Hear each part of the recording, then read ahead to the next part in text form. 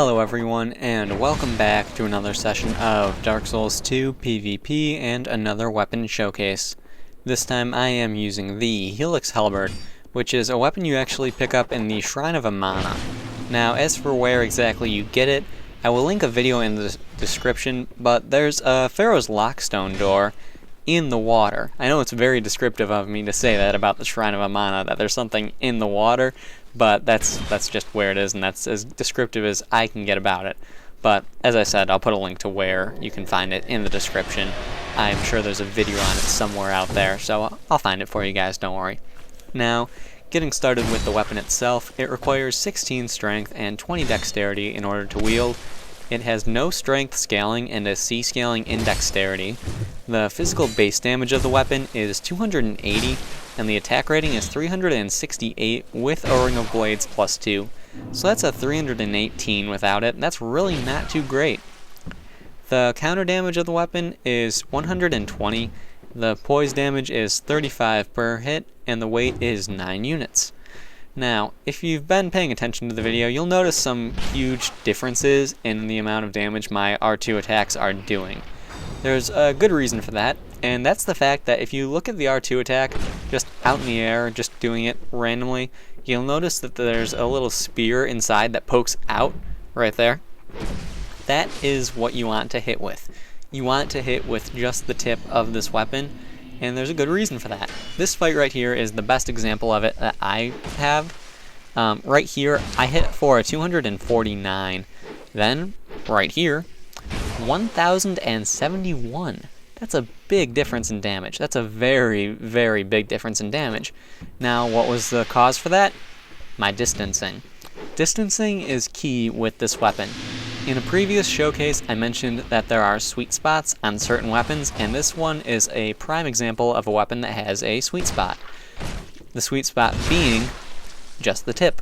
You want to hit with just the tip and get the little pokey spear to go out. And I think their idea behind this weapon is that you would hit them with the prongs, they would spread out causing more damage, and then the spear would stab in to cause even more. I think that's their concept behind why this weapon works the way it does. But, that being said, I don't know. I mean, that's what makes sense to me and why it would do that.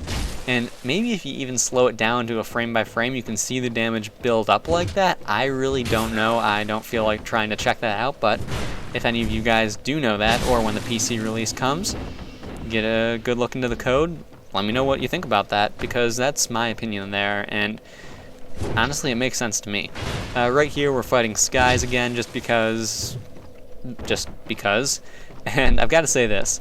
I was fighting against Skies, and I also fought against Mr. Manpants, and they hate fighting against this weapon. They really hate fighting against this weapon. And speaking of those two, I'm getting a Skype call from them right now. Too bad I'm doing a commentary. They hate fighting this weapon, and there's a good reason why. It does a lot of damage, and they didn't know how to fight it. I don't think Skies knows how to fight it still, but Mr. Manpants figured it out, and I'm going to tell you guys how you fight against this weapon. So, as I've said before, distancing is key. You need to hit with just the tip. So, if you stay really, really close to your opponent, they won't be able to get that extra bit of damage on you. And as you guys saw in that earlier fight, it's the difference between a 249 and a 1,071. You need to stay close. And right there, I just parried off his buff, no big deal. Not really, it just timed out, but that's what it looks like, so it's kind of cool.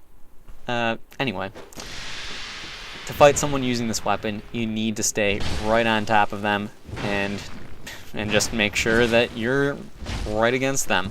Using a weapon with low range, say like a battle axe, a mace, that would be ideal for fighting this, as strange as that sounds, because that requires you to be close. It puts you in your optimal range and them out of their optimal range. So, that's always a good thing. Now, the biggest pro of the weapon, of course, it's going to be that R2 attack and the amount of damage it can do. It's also very deceiving in how much damage it can do, because people will look at this thing, they'll see it's got a low base damage, doesn't really have much in the way of scaling, and they'll be like, oh yeah, whatever, not really worth my time. But it really is a very dangerous weapon, and people wouldn't expect it, so that's kind of cool. Biggest con of the weapon, I would have to say that the biggest con probably would be how easy it is to counter. I mean, the fact that you just need to stay close to someone in order to counter it, that's really, I mean, that doesn't take much at all. It's the opposite of what you would expect. You would expect you need to outdistance someone or outrange them, but really, just staying close is all you need to do. So, I mean, anyone can do that. You don't want to stay close and hold your shield up because that will get your guard broken, but, you know, that's a whole different story. Anyway, this is the last fight. I hope you guys enjoyed the video.